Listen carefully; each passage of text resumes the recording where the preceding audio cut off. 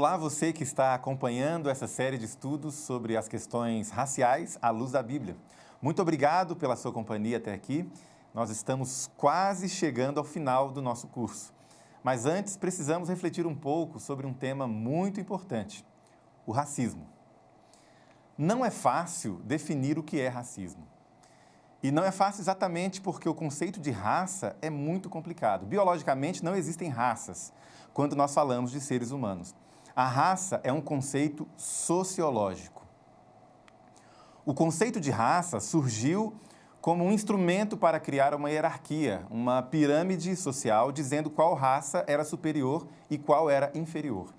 Então, o racismo nasce disso. É um legado do período de escravização.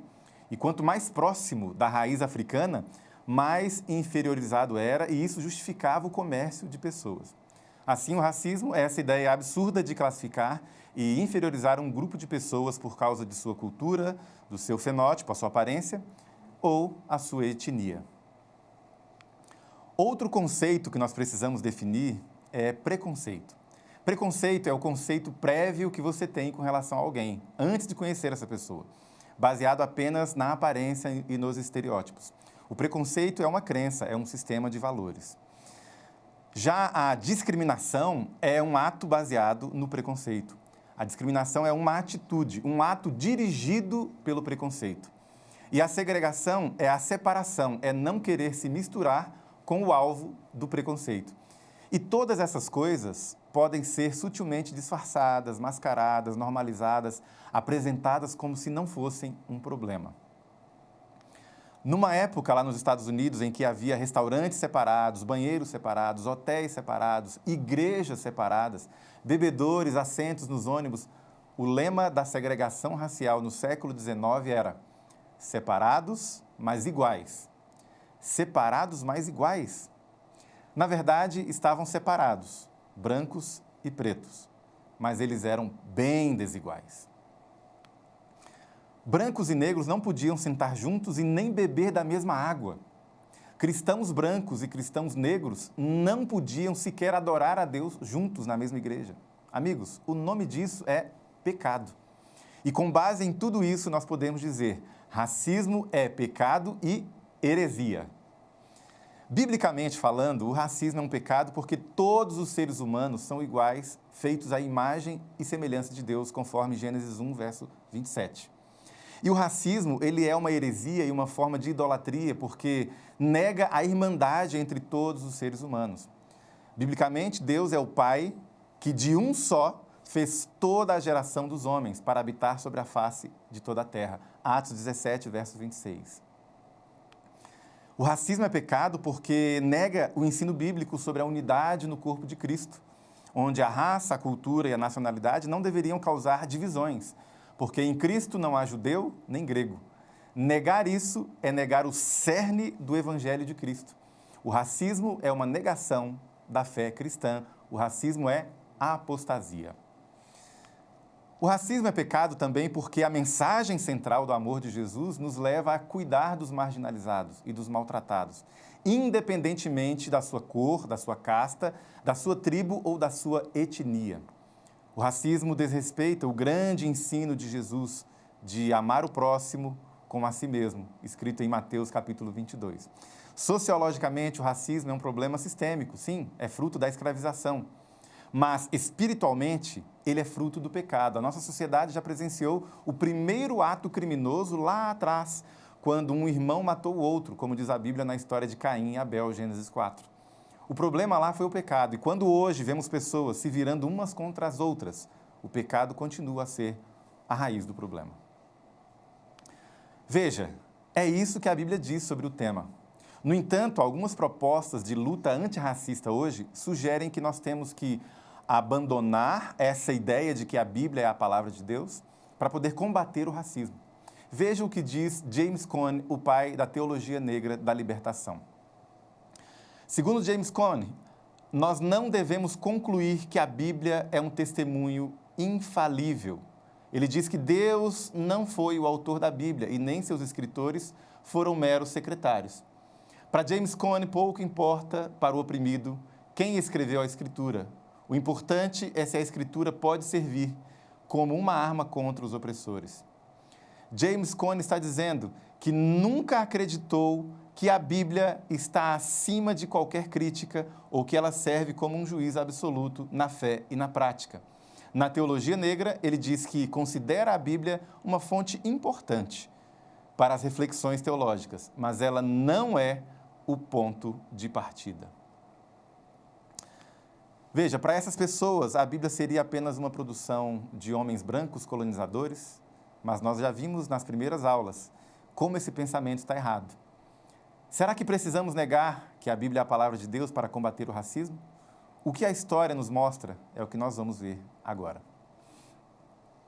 A Bíblia foi a base para o primeiro documento contra a escravidão feito lá nos Estados Unidos em 1688.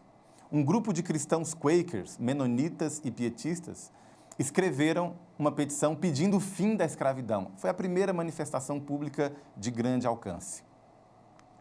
Baseados na regra de ouro da Bíblia, do Evangelho, eles exigiam o fim da escravidão, dizendo: tudo quanto, pois, quereis que os homens vos façam, assim fazei vós também a eles. Palavras de Jesus. Sempre houve vozes protestantes contra a escravidão, como o puritano Richard Baxter, os quakers George Fox e George Keith. Todos eles usavam a Bíblia como base para os seus discursos. Os cristãos quakers também escreveram a primeira petição contra a escravidão feita lá na Inglaterra, em 1783.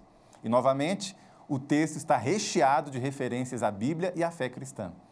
Na verdade, as principais sociedades anti-escravidão nos Estados Unidos e na Europa eram compostas por quakers, metodistas, anglicanos e vários outros cristãos. A Bíblia também é o fundamento do livro Pensamentos sobre a Escravidão, escrito em 1774 por John Wesley. Esse se tornou o texto abolicionista mais lido na Inglaterra. John Wesley foi o precursor do metodismo. E nesse livro, ele classifica os traficantes de escravos como os piores de todos os ladrões. A seita de Clapham foi um grupo de cristãos protestantes comprometidos com a justiça baseada no Evangelho. Eles também usavam a Bíblia. Incrivelmente, eles são desconhecidos aqui no Brasil. Eles eram pastores, professores, homens de negócio e políticos cuja atuação foi essencial na luta contra a escravidão. Além de lutar pelo abolicionismo, eles também eram divulgadores da Bíblia. Eles levavam a Bíblia a outros países e outros continentes. Dentre esses estava William Wilberforce, um político evangélico que foi o principal responsável pelo fim do comércio de escravos na Inglaterra. O Wilberforce recebeu o apoio do pastor John Wesley e foi mentoreado por um outro pastor, John Newton, que era um ex-traficante de escravos que, após se tornar cristão, se tornou um abolicionista e conhecido por compor o hino Amazing Grace. No século XIX, os reavivamentos espirituais que aconteceram entre os evangélicos nos Estados Unidos e na Europa foram acompanhados de reformas sociais. E a principal delas foi a abolição da escravidão. O vínculo entre a Bíblia e o abolicionismo é inegável. E milhares de cristãos se opuseram à escravidão, repreendendo e denunciando o erro dos seus próprios irmãos. Muitos deles se dispuseram voluntariamente a resgatar escravizados do sul dos Estados Unidos através de uma rota clandestina chamada Underground Railroad. E também se dispuseram a lutar e até morrer na Guerra Civil lá nos Estados Unidos, no século XIX. Essa Underground Railroad era uma rede de rotas clandestinas usada para a fuga de escravos nos Estados Unidos, lá no século XIX. Com a ajuda de abolicionistas, os escravizados lá do sul fugiam para os estados do norte dos Estados Unidos ou até o Canadá. Calcula-se que de 30 a 100 mil escravos conseguiram fugir através dessas rotas. Igrejas, indivíduos, instituições cristãs formavam essa rede de rotas, especialmente quakers, metodistas, congregacionais, presbiterianos e batistas. O nome ferrovia subterrânea, Underground Railroad, era apenas uma metáfora, já que eles fugiam de várias maneiras, a pé, de barco, a cavalo, de trem. Os envolvidos usavam uma linguagem codificada, relacionada às linhas de trem, só para não serem descobertos. Os pontos secretos de descanso nessa fuga, onde os fugitivos podiam dormir e comer, eram chamados de estações e depósitos, que eram mantidos, por sua vez, por mestres de estação. As pessoas que ajudavam os escravos a entrar nessa rota de fuga eram agentes, entre aspas, agentes, e os guias eram os, entre aspas, condutores. Os escravos fugitivos recebiam um ticket, não literalmente um ticket, né? Mas eles eram convidados para essa rota e eram chamados, nessa codificação, de passageiros ou carga. Os financiadores dessa fuga eram conhecidos como acionistas ou investidores. Então, a origem cristã da Underground Railroad transparece também nas referências bíblicas usadas para codificar a rota. Essa rota era chamada de Gospel Train, ou seja, o trem do Evangelho, que levava até o céu, o destino final, ou Terra Prometida, os Estados do Norte ou o Canadá. E o rio Ohio, que marcava a fronteira entre os estados escravistas e os estados livres, era frequentemente chamado de Rio Jordão. Dentre os apoiadores da Underground Railroad, você encontra pastores e líderes cristãos, como o primeiro presidente da Igreja Adventista, John Byton. John Byton construiu esconderijos para escravos fugitivos numa capela metodista e a sua fazenda também estava na rota de fuga da Underground Railroad. O que essas pessoas fizeram é o que a Bíblia ordena em Provérbios 31, verso 8. Erga a sua voz em favor dos que não podem se defender. Seja o defensor de todos os desamparados. Então, apesar de muitos escravistas serem cristãos, não é justo dizer que a igreja como um todo apoiou a escravidão. Muitos cristãos, líderes religiosos, pastores, teólogos, eles usaram a Bíblia para argumentar contra essa instituição, contra a escravidão. Por que apenas os cristãos escravistas seriam considerados a igreja? Essa sim é a igreja de Jesus atuando. Havia duas igrejas ali, sempre houve duas igrejas, a falsa e a verdadeira. E é importante diferenciar as duas. Frederick Douglass, abolicionista negro que você já conheceu nesse curso, ele reconheceu a diferença entre o cristianismo verdadeiro e o cristianismo escravista. Ele criticou a religião escravista que açoitava mulheres e manchava a pureza da igreja, porque ele estava preocupado em não ser confundido como um inimigo das religiões por causa das suas críticas aos cristãos escravocratas. Douglass explica que as suas críticas à igreja se aplicavam, abre aspas, à religião escravocrata dessa terra, sem nenhuma referência possível ao cristianismo propriamente. Porque, preste atenção, entre o cristianismo dessa terra e o cristianismo de Cristo, ele reconhecia a diferença mais vasta, tão vasta que acolher um como bom, puro e sagrado, seria reconhecer o outro necessariamente como mau, corrupto e doente. Douglass ainda destaca que ele amava o cristianismo puro, pacífico e imparcial de Cristo. Portanto, ele odiava o cristianismo corrupto, escravagista, o cristianismo parcial e hipócrita dessa terra. E lá no final da citação, ele afirma: considero a designação mais equivocada, a fraude mais insolente e a mais flagrante de todas as difamações, chamar aquilo de cristianismo. Claramente, Douglass fazia distinção necessária entre o falso cristianismo e o verdadeiro cristianismo. Ele era um cristão, um pregador metodista. Para ele, chamar o escravismo de cristianismo era uma difamação contra a igreja. O que Douglass está fazendo aqui é uma verdadeira exortação.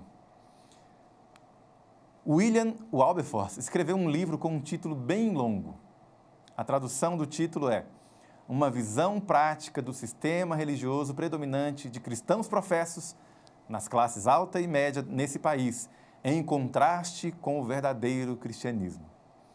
Só com esse título gigantesco já dá para perceber que ele também separou o verdadeiro cristianismo do falso cristianismo. Ele acreditava que o cristianismo de uma parcela da sociedade britânica não era o verdadeiro, mas era uma religião que precisava ser confrontada e reformada. Em última análise, as críticas dos abolicionistas cristãos à igreja eram uma forma de autocorreção da fé, seguindo a tradição dos profetas do Antigo Testamento. Esses autores estavam fazendo críticas aos cristãos, mas eles também eram cristãos. Eles eram a igreja, exortando cristãos nominais ao arrependimento. Então, quando alguém fala de maneira generalizada, olha, a igreja justificou a escravidão, a pergunta é, que igreja?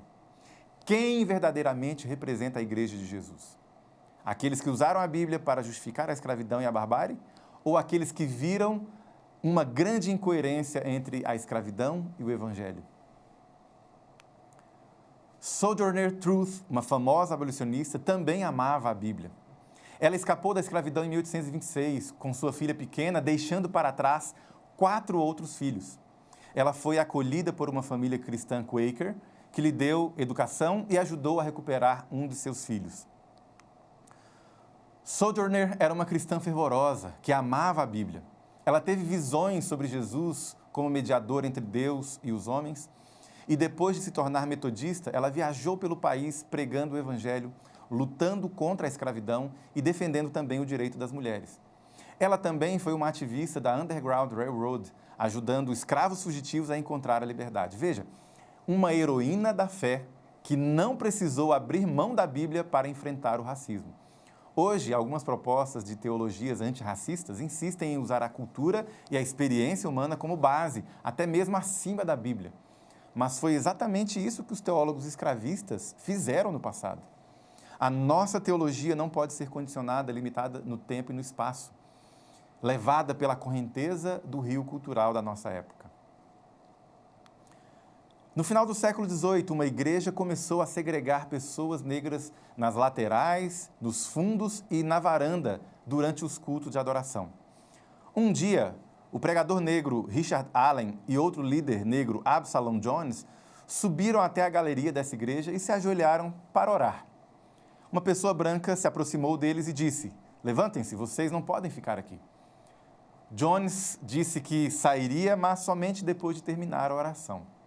Então, essa pessoa branca ordenou novamente, de maneira ríspida: "Não, vocês devem se levantar agora, ou eu vou pedir ajuda e retirar vocês daqui à força." Jones insistiu em continuar orando, mas foi puxado por 2 homens brancos e arrastado à força para fora da igreja. Insatisfeitos com essa situação, essas pessoas negras protestaram pacificamente. Eles simplesmente saíram daquela denominação. E em 1787, Richard Allen e Absalom Jones criaram uma congregação de metodistas negros, a Igreja Episcopal Metodista Africana. Veja, essa história nos ensina que eles não se revoltaram contra a Bíblia. Eles entenderam que existem falsos cristãos e que a Bíblia não pode ser culpada pela apostasia dos pseudo-cristãos. Olaudai Equiano, um nigeriano escravizado aos 11 anos de idade, após ter sido capturado por uma tribo inimiga lá no século XVIII, ele trabalhou na Inglaterra e conseguiu comprar a sua liberdade aos 21 anos. Após se converter à fé protestante, Equiano tornou-se um abolicionista extremamente influente. Ele chegou a influenciar nomes importantes como Wilberforce e John Wesley. Em 1789, Equiano publicou a sua autobiografia, a interessante narrativa da vida de Olaudai Equiano, o africano. Ali ele denunciava os horrores da escravidão. Nessa obra, Equiano usa a Bíblia para denunciar os cristãos nominais, é o que ele chama. E ele apelava também à consciência cristã dos seus leitores. Equiano não culpa a Bíblia pela existência da escravidão. Na sua autobiografia, ele culpa as pessoas que fizeram uma leitura incorreta das Escrituras. Olaudai Equiano descreve com emoção a sua relação com a Bíblia nas seguintes palavras: "Agora a Bíblia era minha única companheira e conforto. Eu a valorizei muito, com muitos agradecimentos a Deus por poder ler por mim mesmo a Bíblia. Sempre que olhava na Bíblia, via coisas novas e muitos textos eram imediatamente aplicados a mim com grande conforto, pois eu sabia que a mim era a palavra de salvação enviada. Eu tinha certeza que o Espírito que ditou a palavra abriu meu coração para receber a verdade dela como é em Jesus." O cristianismo é composto por 2 classes: como Jesus avisou que seria. Joio e trigo, necios e prudentes, os que conhecem e os que só dizem Senhor, Senhor, mas não praticam. Existem duas mulheres no Apocalipse e muitas vezes nós cobramos de quem fugiu para o deserto os erros históricos de quem se assentou sobre a besta lá no Apocalipse. Nós temos que lembrar que nem todos os de Israel são de fato israelitas, Romanos 9. A vigilância e a autocrítica no espírito cristão mantêm em evidência os princípios bíblicos e evitam que o criticismo atinja a confiança na palavra de Deus. Você não precisa falar mal da Bíblia para combater o racismo. E desconfie de quem usa a luta racial para lançar dúvidas sobre a palavra de Deus. A experiência de Olaudai Equiano mostra que é possível se revoltar com o racismo e com a omissão e passividade de parte da igreja, sem colocar a Bíblia no banco dos réus e sem propor o abandono da fé. Se a Bíblia foi uma potência na luta contra o racismo, a quem interessa silenciar a Bíblia? A expressão dar voz aos oprimidos ou excluídos tem sido fartamente usada hoje. Mas veja, boa parte da Bíblia foi escrita por pessoas oprimidas. Muitos profetas escreveram em situação de dominação e escravidão. Muitos salmos foram escritos debaixo de opressão. O Novo Testamento inteiro foi escrito por cristãos oprimidos por um império superpoderoso, o Império Romano. Portanto, silenciar a Bíblia é silenciar o testemunho de pessoas oprimidas. Sabe por que a Bíblia é um instrumento contra o racismo? Porque ela traz o Evangelho de Jesus. No primeiro século, o Evangelho reconciliou judeus e samaritanos que não se davam. O Evangelho reconciliou judeus e gentios que também não se davam. Em Atos 10, Pedro está visitando um gentio chamado Cornélio. E depois de perceber que o Espírito Santo também havia descido sobre os gentios, Pedro diz o seguinte: reconheço por verdade que Deus não faz acepção de pessoas. Repito, Deus não faz acepção de pessoas. Pelo contrário, em qualquer nação, aquele que o teme e faz o que é justo lhe é aceitável. E lá no final, Pedro diz: esse é o Senhor de todos. Jesus é o Senhor de todos. O Espírito Santo começa a matar a velha natureza xenofóbica de Pedro. Hoje, o Espírito Santo mata a nossa natureza racista. Ele nos dá uma nova vida. A palavra de Deus é poderosa para mudar um sistema que humilha, exclui e fere pessoas. Na Igreja de Jesus não pode haver racismo, nem segregação e nem discriminação. Cristãos racistas são como as pessoas que Paulo repreende em 2 Timóteo 3,5, tendo aparência de piedade, mas negando o seu poder. É a família cristã, a família em Cristo que importa. Não é a etnia nem a cor da pele que determinam. Uma última palavra para você, meu irmão negro e minha irmã negra. Deus criou os negros. A sua cor não é o resultado de nenhuma maldição. Você carrega a própria imagem de Deus. É isso que a Bíblia diz. Chegamos ao fim de mais uma aula. No próximo encontro, nós vamos conversar a respeito da Bíblia e a luta por justiça. Vale tudo em nome da promoção da justiça? Será que um cristão pode recorrer a qualquer método para defender a justiça? É o que nós vamos ver. Eu espero você lá.